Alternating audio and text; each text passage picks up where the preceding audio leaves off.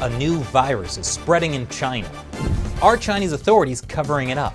And do you need to be worried?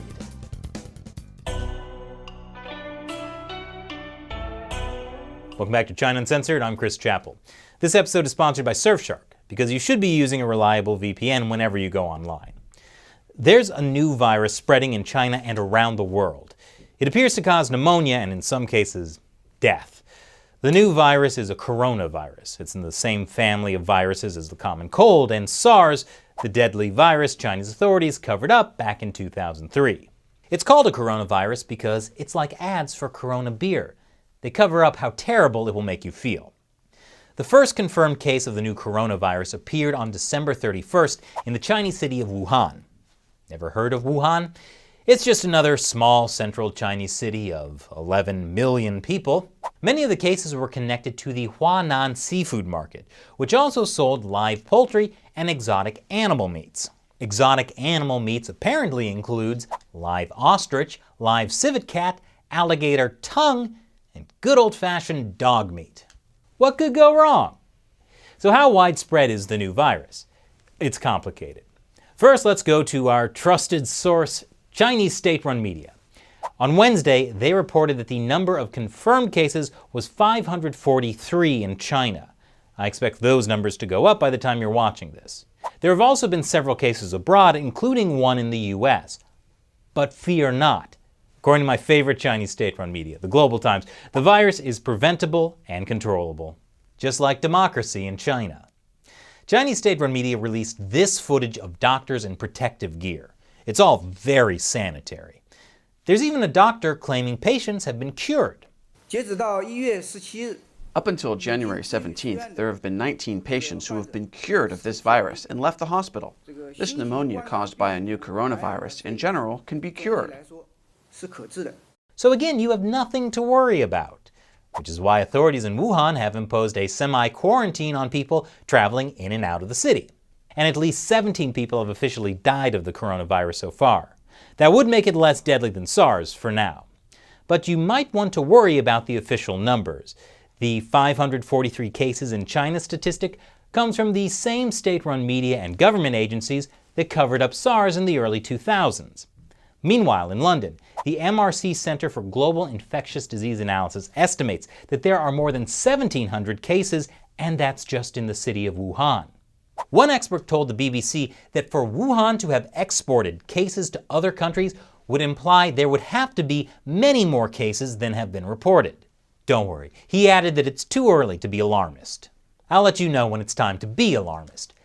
That'll probably be next week. That's because Chinese New Year begins this Saturday, January 25th. It's the peak of China's annual travel season and the world's largest human migration, where Chinese people will take an estimated 3 billion trips. That will include an estimated 7 million overseas trips.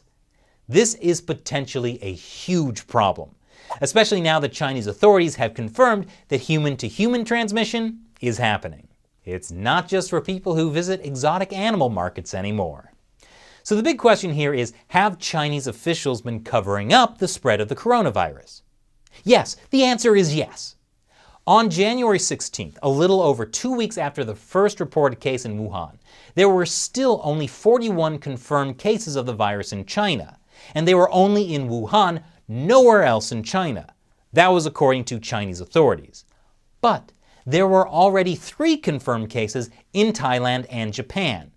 And again, that's part of the reason these scientists estimated the number of cases was much higher than reported. Meanwhile, as Chinese state-run media were pushing the official numbers, rumors about the virus started on Chinese social media and went viral. This WeChat text thread claims that all the information about the infection is being locked down. This one claims that hospitals won't even give you the test that would identify the virus. And this one says, I asked a doctor, it's true. 4 people were deceased just in his ward. Numerous medical staff were infected. Now again, these are just rumors.